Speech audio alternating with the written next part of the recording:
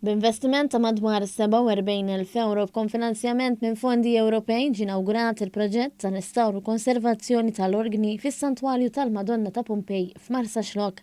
Dan se jassigura li l-ħoss ta' dan l-organi s-saħħa jkun jista' jitgawda aħjar minn kull min iżur il-Knisja.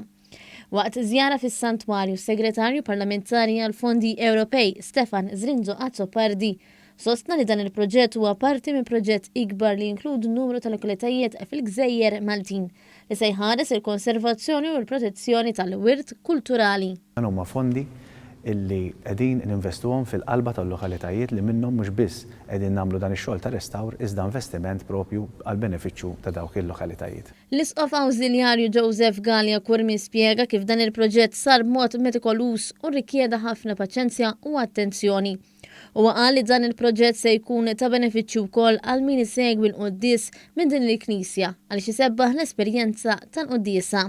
Dan l-organi għandu jgħin ħafna biex kull min jiġi hawn jista' jipparteċipa b'mod sħiħ u fl-istess waqt ukoll servi ta' apprezzament għal min jiġi hawn għall poplu kollu ta' Marsa Xlok, ma anke għall poplu Malti li aħna qegħdin nieħdu ħsieb bħala Knisja il-restawr u l-ħarsien tal-patrimonju li għandna. Fl-istess parroċċa bħalissa din jiġu restawrati żewġ pitturi b'konfinanzjament mill-Unjoni Ewropea.